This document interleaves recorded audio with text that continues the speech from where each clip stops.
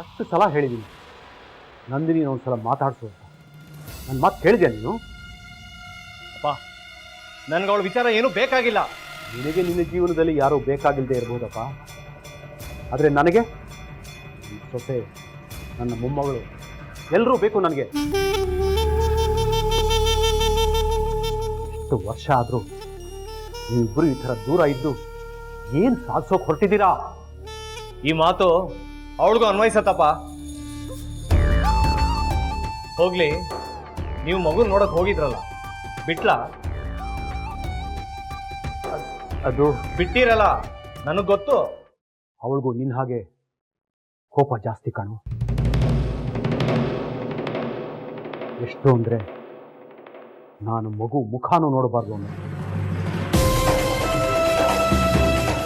ನನ್ನನ್ನು ಬಾಗ್ಲಲ್ಲೇ ನಿಲ್ಲಿಸಿ ಮಾತಾಡಿ ಕಳಿಸೋ. ಬೇಕಿತ್ತ ನಿಮ್ಗಿದು?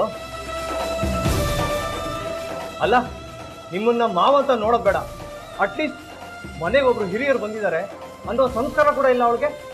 ಅವಳ ಹತ್ರ ಹೋಗಿ ನಾನು ಮಾತಾಡ್ಬೇಕಾ? ನೋಡು ವಿವೇಕ್, ಅವಳಿಗೆ ನಮ್ಮ ಮೇಲಿನ ಕೋಪ ಒಂದು ಚೂರು ಕಡಿಮೆ ಆಗಿಲ್ಲ, ಅದಕ್ಕೆ ಅವಳು ಹಾಗೆ ನಡ್ಕೊಂಡಿದ್ದಾಳೆ. ಆದರೆ ಅವಳು ಕೆಟ್ಟವಳೇನಲ್ವಲ್ಲ. ಸಂಸಾರ ಸರಿದಾರಿಗೆ ಬರಬೇಕು ಅಂದರೆ ಯಾರಾದರೂ ಒಬ್ಬರು ಸೋಲ್ಲೇಬೇಕಾಗುತ್ತೆ. ನಾವೇ ಸೋಲೋಣ, ಅದ್ರಲ್ಲಿ ತಪ್ಪೇನಿದೆ ವಿವೇಕ್? ನಿಮ್ಮನ್ನ ಬಾಗ್ಲಲ್ಲೇ ನಿಲ್ಲಿಸಿ ಅವಮಾನ ಮಾಡಿದವನ ಹತ್ರ ನಾನು ಹೋಗಿ ಬಾಮ್ಮ ಮನೆಗೆ ಅಂತ ಕರಿಬೇಕಾ? ನಾನೇ ಅದನ್ನ ಮನಸ್ಸಿಗೆ ತಗೊಂಡಿಲ್ಲ. ನೀನು ಯಾಕೋ ಇದನ್ನೇ ಒಂದು ದೊಡ್ಡ ಕಾರಣ ಮಾಡ್ಕೊಂಡಿದ್ದೀಯಾ?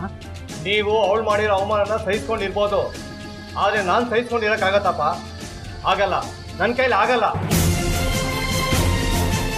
ಯಾವುದು ಸರಿ ಯಾವುದು ತಪ್ಪು ಅಂತ ಯೋಚನೆ ಮಾಡೋ ಶಕ್ತಿ ಇಲ್ದಿರೋಳ ಹತ್ರ ಸಮಸ್ಯೆ ಬಗೆಹರಿಸ್ಕೊಳಕ್ ನಾನು ತಯಾರಿಲ್ಲಪ್ಪ. ಅವಳು ತಪ್ಪು ಮಾಡಿದ್ಲು ಅಂತ ನಾವು ಹಾಗೆ ಮಾಡ್ತೀವಿ. ಅಂದ್ರೆ ನಾವೇನು ತಪ್ಪು ಮಾಡಿದ್ದೀವಿ ಅಂತ? ಹಾಗಲ್ಲ ವಿವೇಕ್. ನೋಡಪ್ಪ, ಅವರಪ್ಪ ಮಾಡಿದ ತಪ್ಪು. ನಿಮ್ಮನ್ನ ಬಿಟ್ಟು ಕೋರ್ಟಲ್ಲಿ ಯಾರೇ ಅವ್ರ ವಿರುದ್ಧ ವಾದ ಮಾಡಿದ್ರು ಅವರಪ್ಪನ ಶಿಕ್ಷೆ ಆಗ್ತಿತ್ತು. ಅವರಪ್ಪ ಮಾಡಿದ ತಪ್ಪಲ್ಲ, ಆದ್ರೆ ನಾವು ಮಾತ್ರ ನ್ಯಾಯವಾಗಿ ನಡ್ಕೊಂಡಿದ್ದು ತಪ್ಪು ಅಂತ ಅವಳಿಗೆ ಅನ್ಸಿದ್ರೆ ಅದಕ್ಕೆ ನಾವೇನು ಮಾಡೋಕ್ಕಾಗಲ್ಲ. ಅವಳೊಬ್ಳು ಎಜುಕೇಟೆಡ್ ಆಗಿ, ಲಾಯರ್ ಆಗಿ ಸಂದರ್ಭನ ಅರ್ಥ ಮಾಡ್ಕೊಳ್ಳೋಷ್ಟು ಬುದ್ಧಿ ಇಲ್ಲ ಅಂದ್ರೆ ಅದಕ್ಕೆ ಯಾರು ಏನು ಮಾಡೋಕ್ಕಾಗಲ್ಲಪ್ಪ.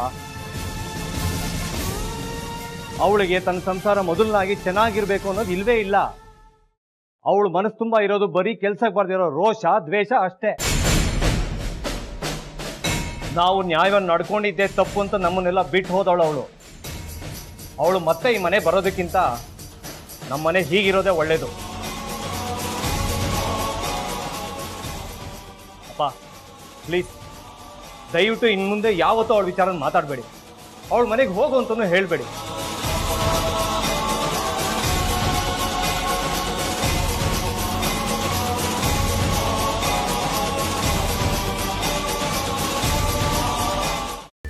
ಕೈಮಾ ಲಿವರ್ ಚಕ್ಕಣ ಮಾಡುವ ವಿಧಾನ: ಒಂದು ಬಾಣಲಿಗೆ ಎಣ್ಣೆ, ಈರುಳ್ಳಿ ಹಾಕಿ ಹುರಿದು ಶುಂಠಿ ಬೆಳ್ಳುಳ್ಳಿ ಪೇಸ್ಟ್, ಅರಿಶಿನ, ಪುದೀನ, ಕೊತ್ತಂಬರಿ ಸೊಪ್ಪು, ಲಿವರ್, ನೀರು, ಬೇಯಿಸಿದ ಕೈಮಾ, ಟೊಮ್ಯಾಟೊ ಪ್ಯೂರಿ, ಗರಂ ಮಸಾಲ, ತುಪ್ಪ ಮುಚ್ಚಳ ಮುಚ್ಚಿ ಬೇಯಿಸಿ. ಈಗ ಕೈಮಾ ಲಿವರ್ ಚಾಕಣ ಸವಿಯಲು ಸಿದ್ಧ. ನಮ್ಮ ಇವತ್ತಿನ ಕಾರ್ಯಕ್ರಮದಲ್ಲಿ GFC ಖ್ಯಾತಿಯ ಕೃಷ್ಣಪ್ಪನವರು ಒಳ್ಳೆ ಚಾಕ್ನವನ್ನ ಮಾಡಿ ಕೊಟ್ಟಿದ್ದಾರೆ. ಹೆಂಗಿದೆ ಅಂತ ಎಲ್ಲ ಹೇಳಕ್ಕಾಗಲ್ಲ, ನೀವು ಮಾಡ್ಕೊಂಡ್ರೆ.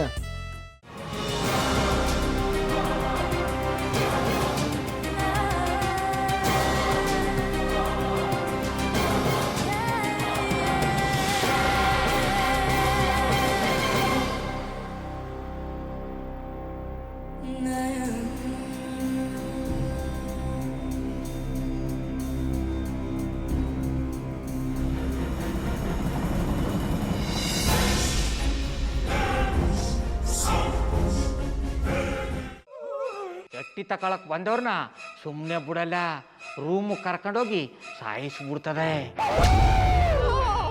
ರೂಮಿಗೆ ಕರ್ಕೊಂಡೋಗಿ ಯಾಕೆ ಸಾಯಿಸ್ತಾಳೆ? ಯಾಕಂದ್ರೆ ಅದು ಅವಳು ಪ್ರಿಯಕರನ್ ಸಾಯಿಸಿದ ಜಾಗ, ಅದಕ್ಕೆ ಅಲ್ಲಿಗೆ ಕರ್ಕೊಂಡೋಗಿ ಸಾಯಿಸ್ಬಿಡ್ತದೆ. ಈ ಮನೇಲಿ ದೆವ್ವ ಇದೆ ಅಂತ ಭಾಸ್ಕರ್ ಅವ್ರು ನನ್ಗೆ ಹೇಳೇ ಇಲ್ಲ. ಅವ್ರ ಹಟ್ಟಿಲಿ ವಾಸ ಆಗಿದ್ರೆ ತಾನೆ ಹೇಳಕ. ಹಟ್ಟಿಲಿ ವಾಸ ಆಗಿರೋರ್ನ ಯಾನು ಮಾಡಲ್ಲ, ಆದ್ರೆ ಅಟ್ಟಿ ತಕೊಳಕ್ ಬಂದವ್ರನ್ನ ಅದು ಸುಮ್ಮನೆ ಬಿಡಲ್ಲ ಬಿಡಲ್ಲ ಬಿಡಲ್ಲ. ಇದನ್ನೆಲ್ಲ ಹೇಳ್ತಿದ್ಯಲ್ಲ, ನೀ ಯಾರು? ನಾನು ಅಟ್ಟಿ ವಾಚ್ಮ್ಯಾನು. ನಾನು ಅರ್ಜೆಂಟಾಗಿ ರಾಮನಗರ ಹೋಗ್ಬೇಕು. ನೀನು ವೆಹಿಕಲ್ ಕಳಿಸ್ತೀಯಾ? ಅಷ್ಟೇ ತಾನೇ? ಎಷ್ಟು ಗಂಟೆಗೆ ಅಂತ ಹೇಳಿ ಕಳಿಸ್ತೀರಿ? ಮೊನ್ನೆ ಯಾರೊಬ್ರನ್ನ ಕಳಿಸಿದ್ಯಲ್ಲ, ಅವನೇ ಕಳಿಸು, ಚೆನ್ನಾಗಿ ಓಡಿಸ್ತಾನೆ ಅವನು. ಮೊನ್ನೆನಾ? ಹಾ, ಶಿವು ಇರಬೇಕು. ಹಾಂ, ಅವನೇ. ಅಯ್ಯೋ, ಅವ್ನು ನಿನ್ನೆಯಿಂದ ಕೆಲಸಕ್ಕೆ ಬಂದಿಲ್ಲ. ಫೋನ್ ಮಾಡಿದ್ರೆ ರಿಸೀವ್ ಮಾಡ್ತಿಲ್ಲ.